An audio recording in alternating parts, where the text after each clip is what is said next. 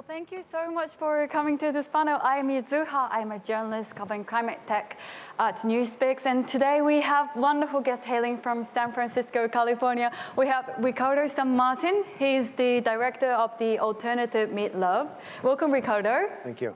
And we have Patricia Bubner. She is the founder and CEO of Orbillion, and she works on the cell-cultured wagyu beef. Welcome, Patricia. Thank you so much for having me. Thank you so much. So it's an honor to have you. And today's topic is about the future of food and how we produce and consume food has really become unsustainable. So that's one of the reasons why we have so many startups springing up in this field.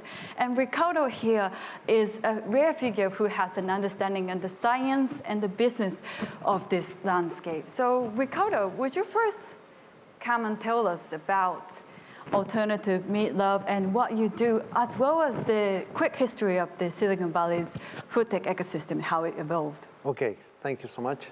Well, I am the director of the Alt Meat program, which is housed at UC Berkeley. And I'm going to briefly speak about what's going on in Silicon Valley. Is it saving the world or is it business as usual? Okay, so it's a three-part story, very short. And the Alt Meat Lab, in a nutshell, it's a space where students from UC Berkeley try to develop new solutions around food. And it's a hub where big companies like Nestle meet with students and venture capitalists, and they come up with solutions and some spin-outs of startups. So it's housed at UC Berkeley, which is the #1 public university of the world, and it's a leading entrepreneurial program. And most importantly, we have an independent point of view, which means we're not funded by venture capitalists. And because of that, we have a big sort of a different take on how this space is evolving. So we are more concerned about things being affordable, healthy, and sustainable. So it's a three-part story. And part one is saving the world. And I put it saving the world because that's what every entrepreneur that is pitching to venture capitalists will say in Silicon Valley. We are saving the world, okay? Definitely, yeah. So where all this started, it didn't start a long time ago. It's only about 10 years. And there was this report from the United Nations saying that 14.5% of the emissions came from livestock. And because of that, it was a perfect opportunity to get, focus on these big farms that in the United States, they slaughter about almost 35 million cows per year with large methane emissions. So this became a very powerful story, especially in the first round for vegan entrepreneurs. This was a perfect opportunity for vegan funds, vegan philanthropists. And what happened was with a good story, you have the good guys and the bad guys. And in this case, you're very familiar with this guy, the bad guy, right? And then we have always the good guy. Well, in this case, it became the bad guys is the meat industry in the United States, and the good guys are the vegan entrepreneurs that are going to save the world. And this is the CEO of Beyond Meat. Okay, so that's how the story developed.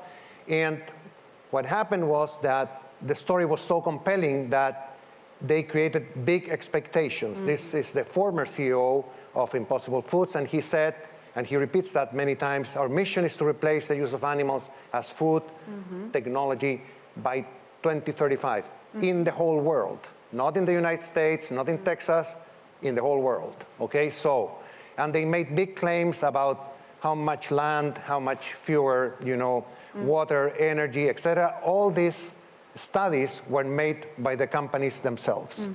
And so they went unchecked, and capital investment grew significantly. Those are the numbers until 2021. And then the third part of the story is that we are having very hard times now. And why is that? Naze, yeah, right? Yeah. So hard times, nace? Nace. Okay, so sales of plant-based meat just hit a wall. In 2021, they stopped growing. And another thing that happened is that they started getting very bad press. So the New York Times, you know, the Wall Street Journal, all of them, Forbes, I mean, you name it. Everyone that was saying this was going to grow forever, now they changed their narrative and said, this is not going very well. And one reflection of this is the stock of it's plummeting. Plummeted Beyond Meat. When it went the IPO, it went to $235 a share. Today is $17.7 a share, right? So the question is, why is this going on? I have a few things we will discuss in our conversation, a few ideas, but a very important takeaway is that sometimes investors, especially in Silicon Valley, get carried away by very enthusiastic and entrepreneurs, and they don't check what's going on. And this is a quote from the same CEO, former CEO of Impossible Foods. I love VCs, and particularly the ones that invested in us, but it's truly astonishing how little diligence they do in terms of the actual science that underlies some tech companies. Definitely. So we want to work on this slowdown part at the discussion section. Definitely. Exactly. So that's it from my side. Yeah. And then Patricia, would you introduce us about yourself and what you do? Yes, my pleasure. It's difficult to follow, Ricardo, but thank you all for tuning in, for being here today. It's my pleasure to talk about what we're doing at Orbillion Bio. My name is Patricia Bubner, and I'm the co-founder and CEO of a venture capital-backed company, but we're still telling you the total truth here. So we're making cell-cultured meat. What you see here is actually a product that we made. So this is real meat that is made from animal cells grown in a bioreactor. I'll tell you a little bit about that in a bit, but that's us. That's our good-looking team here. They're also super smart, and they're working really, really hard. We're currently headquartered in San Francisco, in the Bay Area in the US. I'm Austrian myself. I came over there as a scientist after my PhD to do my postdoc at UC Berkeley. Our team really is very, very technical and has a lot of experience in product development and business. And we're now expanding because we're really after world domination here for cell-cultured meat, and especially the wonderful wagyu beef from Japan that we want to bring to everyone. So we have relationships in Europe, in Singapore, and I'll tell you a little bit more about that too. So first of all, what are we doing? What is cell-cultured meat?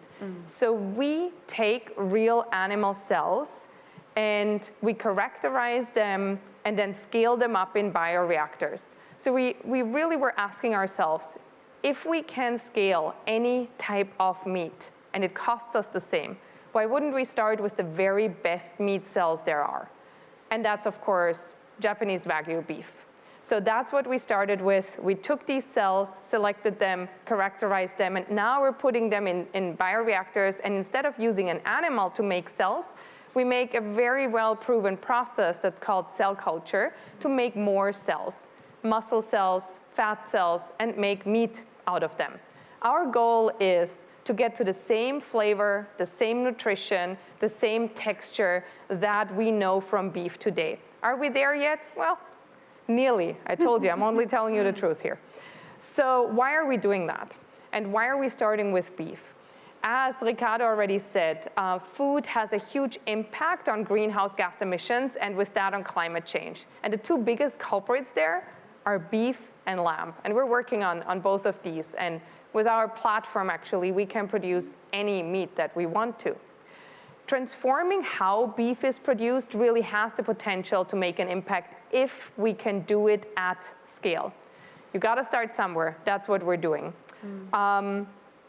What I want you to take away is that really beef is the one thing that can make the biggest impact just because they're ruminants similar to lambs and they have so much more impact on greenhouse gas emissions than any other meat. And they're very inefficient in converting feedstock, grass, to protein that we actually eat. Chicken and pork are pretty efficient in that. Beef, lamb are not. These are some of our products that you can see here. That's pretty. Thank you. They are also very delicious. Yeah. And I can't wait for all of you to taste them, actually. We also wanted to show how versatile our product is by making multiple products and not just burgers. And the last point I wanted to share, because I mentioned that we also are expanding to Europe, we are the only cultured meat company that actually has a partnership with a commercial partnership with a traditional meat company. We're doing this because that's the best way to go to market for us, by partnering with someone that knows how to make food, how to distribute food, how to sell food. And that also enables us to do that much more cost efficiently than as if we were to do everything by ourselves. And this is also to show that, in my mind, if we want to change the food system, we need to partner with existing institutions and really clip into the meat production system as it is today. And the big advantage of cell-cultured meat, and we'll talk about this a little bit later, is really we're not an alternative that tries to be like meat. This is biologically seen, it is meat. We can talk about what really is meat, but that's a totally different conversation. We make a product for meat eaters, and our first product will be a ground beef product that we want to sell through traditional channels. And beautiful. So that's it. We have the introduction done, so we want to move into the juicier discussion section. So we have two parts. One is about the Silicon Valley's food tech ecosystem, how we got here, and the second part is about how to slow down and what is impacting and moving forward. But first, I want to talk about the ecosystem. So here is the example of the Silicon Valley, San Francisco-based food tech companies. But why is that we have the alternative protein startups concentrated in the Bay Area? Ricardo, why is this? Very simple. There's a lot of money there. Yeah. So there are a lot of investors, and they are made their money in technology, and some of them are my age, and they want to do an impact. So when someone started pitching them, they can change the world and they can save, the climate change or whatever, because of the amount of money They buy the story. it was an easy sell. And also, there's a concentration of talent. Right. I mean, there are main universities there, and so it's a hub, but it's not a hub of food, traditional food. No, it's not the technology companies. It's technology companies. They're not the main food companies of the United States are not there. So do they have the technological talent or the understanding of the science in this area? Well, they have a very technological view of food. Right. So they think food is something like a cell phone. I've heard many times they said this will be adopted, as fast as a cell phone. But food is not, better. Yeah. I mean, than we do. Food is who we are. So food is tradition. Food is culture. So those are my reasons. And Patricia, you're from Austria, right? How it's different from your home country and finding a company in San Francisco? Thank you. Good question. So I came to Berkeley because as a scientist, I really wanted to expand my knowledge. And in Austria, we have a very small and local food culture and food system. I came to the US and realized this is totally different. Ricardo showed some pictures of the meat industry. But what is great there in the area is that it brings the best talent from the world together, and there is money. And so as a scientist, that was my way to get exposed to different ways to make an impact and bring technological solutions to people. And the other thing is there, while Ricardo, you're right that the big food companies are not in the Berkeley area or in the Bay Area, but there is a lot of food culture in California and in Berkeley itself that's more around, farmers markets like and Alex local. Waters, Berkeley. Exactly, and California cuisine. So there's a lot of culinary movement there and a lot of knowledge there, which I hope people there tap more into. Our goal is to do farm-to-table cell-cultured meat. Not everyone understands that, but that's a very Berkeley thing to say, as Ricardo knows. Yes. And I think I want to touch on the major milestones as well to understand the history of this. So what would you say, Ricardo, are the major milestones in the alternative protein space? I mean, in the case of plant-based. Plant-based. Okay. I would say the major milestone was that very early it was demonstrated that you can produce a burger with plants. Yes, like the Beyond Meat or like Impossible. the Beyond Meat or the Impossible, but with a lot of processing, because plants don't look like animals, so you need a lot of processing. But they were, in a way, people accepted it, not as exactly meat, but that was a major breakthrough, because people didn't know until then that you could do that. And that opened the possibility that other people saying, I'm going to do chicken, or I'm going to do an ingredient, you know, the investors, again, were very much receptive to that. And how about cell-cultured meat? Were there any kind of milestones you remember? Definitely. I think the first products that we saw that were being tasted and shown just showed us what a wonderful opportunity there is. And this is something that I believe in, is we all need to feed people with cell-cultured meat so they understand what it is, and we understand food by interacting with it and eating it and tasting it. The next milestones that need to be done is really to show that this industry can scale, that we can scale cell-cultured meat at a cost that is not prohibitive for people to buy it, and that's a whole different discussion. And to show also that there is consumer demand, that we can distribute it, that we can actually make products out there. What I'm most excited about. And I think that's something where I see a lot of opportunity in Japan as well, is can we find out and understand how cells make flavor, make nutrition on a molecular basis. And if we find that out, we unlock meat. So there are those milestones like Beyond Meat, Impossible Foods, and the Mark Post having this first cell-cultured meat. But what are the things that has not yet been achieved? What are the unfulfilled claims, would you say, Ricardo? Well, I mean, as I said at the beginning in the presentation too, there were a lot of claims on environment, on the impact that these meats are going to have. And many people, including myself, assumed at some point that if I make a kilo of meat with plants, it will replace a kilo of beef. That's not the case. No. Because the industry is very flexible. They export the beef, but it won't change the number of cattle in the United States at all. So I would say what's missing is a deep understanding of what customers need. Because the impact has been very limited so far. Yeah. So that's leading on to the next part. We want to talk about the slowdown. So Ricardo, you mentioned that there's a slowdown, so the stock price of Beyond Meat is plummeting, investment slowing, the sales is slowing. But I want to understand why this is happening. What do you think is happening? Yeah, that's a good question. I mean, the major miss of all the pitches was about the assumption that people were just waiting for this to happen. And people were going to change. They were so concerned about climate change that they were going to change what they were eating normally and move to plant-based products. And with no studies, with no really, deep studies.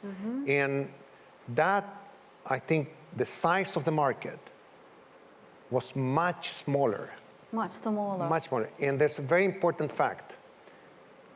Less than a year ago, the USDA, the United States Department of Agriculture, made a simple question to 10,000 Americans. How healthy is your diet? Yeah. Well, 85% answered that their diet was very healthy. 85%? 85%, despite that over 60% of Americans are overgrown or obese, and a third of the kids are obese. But so if you start in a society where you think your food is healthy, why do you expect that you're going to change, your mind and start eating plants? It's or plant-based difficult to make a change, right? It's complicated. Musukashi. Muzukashi. And for you, Patricia, do you feel any slowdown in investment interest? How's your business looking? I mean, everything is great for us, naturally. The slowdown is there. I think it's generally there for any investments, just because of what we see in the broader economy and what's happening.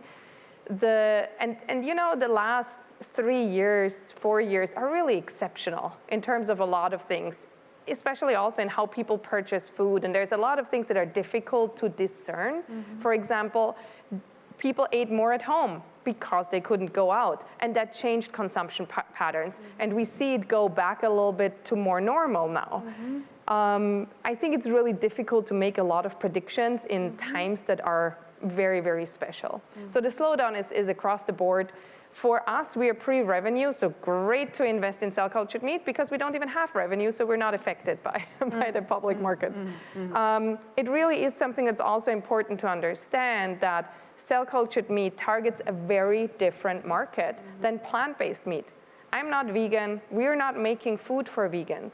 We're making food for meat eaters.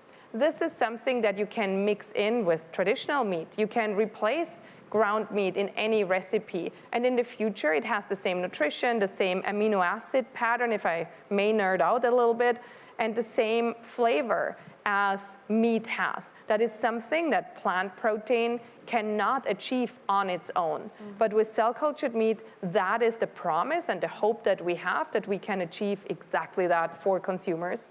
So that's why we say we really target the meat market and the meat eaters.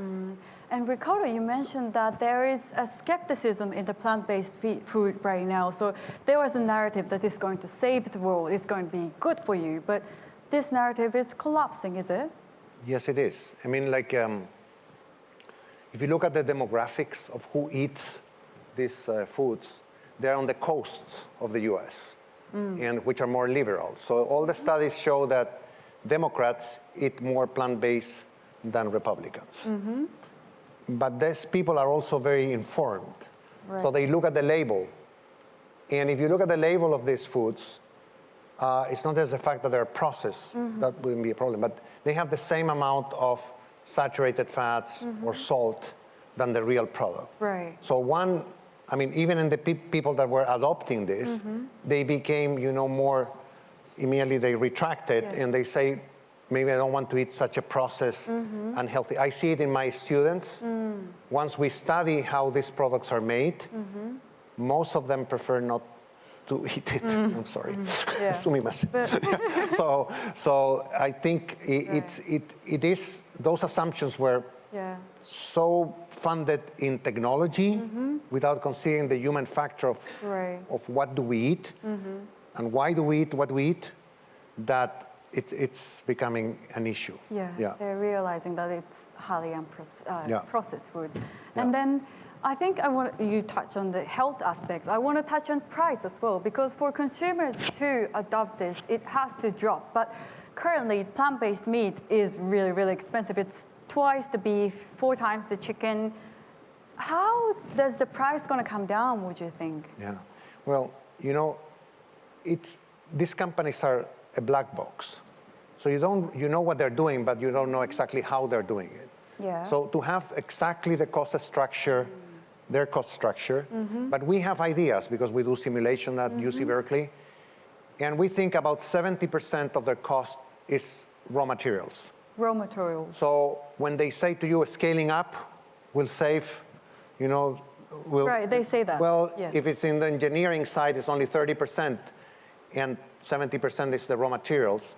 That cost is not going to come down significantly. So I thought if it's going to scale up, that cost is going to go down, but it's not. Depending on the cost structure. You see, so that's, and also the capital investment is so high that's why, you know, I mean, it's very expensive. So that's a big problem. But can I add something more? Of course. There's a study from Purdue University from last year that says what happens if plant-based meat drops the price 10 or 15%? Well, the demand increases 20%.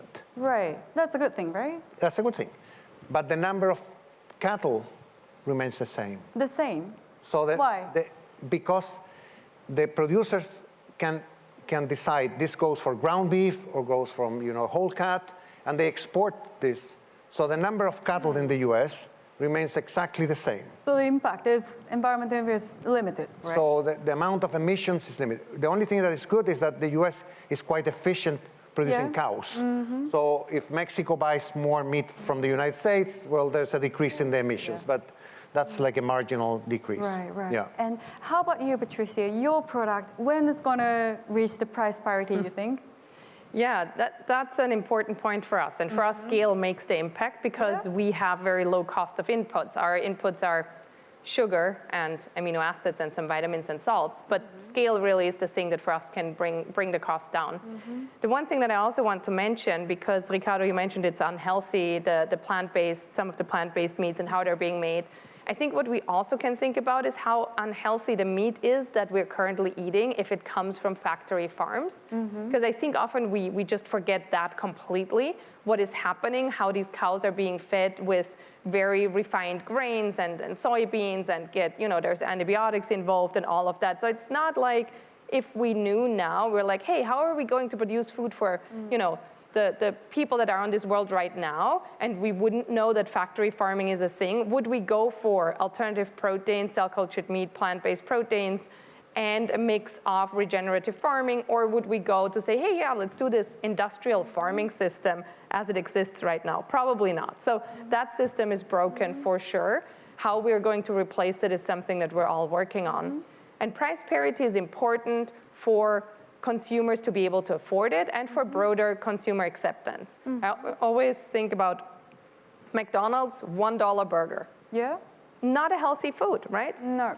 Not something that you would, say is a great thing to eat. But people buy it and eat it in masses because it costs $1, it fills your belly, and apparently we like the taste. So if we can do the same thing for cell-cultured meat, then people will buy it. So that's the equation there. Can we bring the price down? Absolutely. Will it take time? Absolutely. Yeah. It will take time and scale. As we see what's happening in electric vehicles, batteries, it takes time to scale these technologies, of course, because we're doing something that has not been done before. How long did it take us to build up the factory farming system as it is now? It took decades. And it also requires a lot of CapEx. So my question is to the industry, to the meat industry in general, are we willing to put that CapEx into a new industry? Because the opportunity cost to not use new technologies like cell-cultured meat is huge for future generations. But it's not going to be something that's going to happen overnight. And when you talk about price parity, is it going to be $20 a kilo, $10 a kilo? Where are you aiming? Factory farm beef. So really, we're talking about $3 a pound and below. I'm sorry, I should have calculated that in kilograms as a good European. So we're really talking about the price that you pay in a supermarket, considering that price for meat is subsidized in most cases. That's where we can get to if we scale up. And we also want to touch on other technologies as well. You, Ricardo, were talking about the plants or fermentation back there. What are the new technologies that you want to look into? Yeah, I think there's a lot of promise in fermentation, in fungi, it uses fungi, because fungi, contrary, the way today is done, you have a plant that has protein, you take just the protein, you lose 50% of the protein by doing that, and the waste is used for feed, for animal feed. So all these plant-based foods, soy, whatever they're using to make the vegan burger, the waste is used for feeding animals that are going to be slaughtered. Like Oatly as well, the Oatly, oatmeal. for example, they're feeding pigs. Yes. So you don't know that, right? But it's the truth. So all these technologies generate a lot of waste. So in the case of fermentation, when you produce fungi, either by the solid fermentation or a submerged fermentation, fungi, it has a very bland flavor and already has the structure. So you don't need that much energy to give a structure. And so that's one possibility. Another possibility is to expand or improve the taste profiles of plants using genetic engineering like CRISPR technology. And if we can, let's say in the case of peas, they have a little bit of bitter flavor at the end. If you can come up with a plant where you knock out the bitter flavor and then probably those products are going to be accepted more. But I would say maybe it's not so much a technological disruption, but maybe it's a cultural disruption, what's needed. Yeah, and cultural. in the case of, for example, what we can learn from Japan, Yes. is that you have so many different ways of processing, your foods here. And Yeah. there's a trend now, even in the companies that are behind our program, not to imitate meat or not to imitate chicken, but to have something nutritious at the center of the plate, which is not necessarily something that looks like a burger, Right. but is accepted. And if we don't learn from cultures like Japan, that has this millennial, historical background and also the technology, then I don't think by centering in the US, we're not gonna get that far. And the last one Yeah. would be farming in a more intensive and a more efficient way, using AI and solar panels and et cetera, and even including things that are relevant like vertical farming, which is very high price now, but for certain plants or ingredients could be economical. One of the companies from the alternative meat lab, Prime Roots, uses koji. Koji is Exactly. really a Japanese fungi, but Yeah. that's an example. You take the koji, which is the waste of the sake production. One. And And then you make it, and you can make cold cuts, very nice cold cuts, very nice. Yeah. How about you, Patricia? Are there any technologies that excite you in this field? A lot of it in the entire field, to be honest. I think there's we all like different foods and different products. We don't eat the same thing every day. So I think we will see a lot of new things that come up. I'm also very excited about fungi and fermentation. Of course, I'm excited about what cell culture can do. Flavors that we can design in the future, where we're like, we know how exactly flavors are being built. We can make perfect food. Just there's a lot of exciting things. You started as a chemical engineer in flavor, right? Yes. So why I studied chemistry was because I was excited to understand how can we build flavor on a molecular basis. And again, if we understand that, I think that's really unlocking a lot for the future of food. And I think we will see a lot more products, a lot of new products. I'm not very confident, Ricardo, that the Americans will soon change the way that they're eating and looking more to other cultures, but I agree with you on that. Yeah. I think there's a lot to learn there, but again, we also need to meet people where they are and give them options for the foods that they see now. And do exactly that to get people to adopt these new technologies. And so it will be, I think, at the intersection of a lot of different new technologies. And that's one thing that we're good at as people, that we used over the centuries technology to feed our families, to feed our people. And that's what I encourage all of us to think right now also. How can we make sure we can feed people in a healthy way and use the technologies that we now understand so well to do so? Thank you so much for coming here. It was so amazing, and thank you so much for the wonderful question. It was amazing. And thank you, Ricardo. Thank you, Patricia, for coming here. It's been amazing to have you. And thank you so much. I hope you have a wonderful rest of the afternoon. And Thank you. Yes, thank you so much. Thank you all. Yeah.